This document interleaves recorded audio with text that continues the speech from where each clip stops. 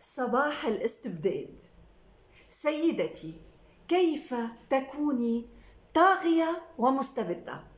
هناك 7 قواعد أساسية إذا طبقتيها بحذافيرها رح توصل إلى نتيجة مبهرة، والسبعة هي علامة النصر، وإنك ولسوف تنتصرين بإذن الله تعالى.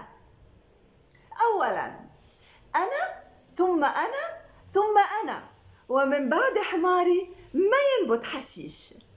ثانياً، أنا أو لا أحد، لازم الكل يحس فيكي وأنتي ما تحسي بحدا. ضروري تسيطري على فكرهم وقلبهم ونفسهم ونبضهم بنظرة.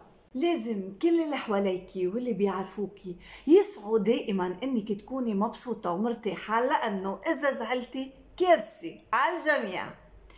ثالثا، أنا والقمر جيران. طبعا الثقة بالنفس ضرورية جدا، لازم تهتمي كتير بمظهرك الخارجي، بس الأهم هو المظهر الداخلي، لأنه في كتير نسوان يا حبيباتي حلوين كتير، بس نقعد معهم ويحكوا كلمتين بتلعي نفسنا. نحنا ما بدنا نطبق مقولة كوني جميلة واصمتي، لا، كوني جميلة وتكلمي واصمتي الجميع، قصدي يعني وليصمت الجميع في حضورك. رابعا، أنا الطوفان. طبعا لازم تعملي هيبة وهيلة ونفوذ لغيابك قبل حضورك، لازم يعملوا حساب الكلمة قبل ما يحكوها عليكي أحلى ما توصلك، لازم تسيطري عليهم بجبروتك وترعبيهم لحد ما يوصل وقت يقروا ويعترفوا بأنه حرب معك خسارة إلهم، ورح يوصل وقت ويدعوا لك ويقولوا لك الله يسعدها ويقربها مش يبعدها. ليه؟ لأنه خامسا، أنا السند.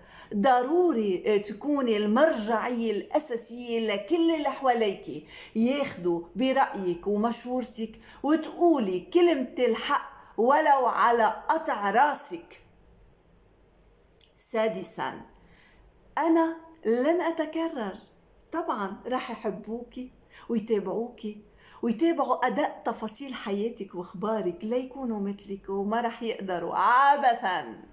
سابعا وأخيرا، انت وسرميتي سوا لكل حدا بحاول او بجرب انه يزعجني، مش بس يأذيني، يزعجني، قريب كان ام غريب، بتقولي له انت والشوز تبعي او ميم نيفو. اكيد بعد ما تطبقي كل هالرولز اللي انا قلت لك عنها، كوني اكيده رح تصيري طاغية، لانه رح تلاقي كتير ناس جندوا حالهم وحياتهم ومالهم بخدمتك.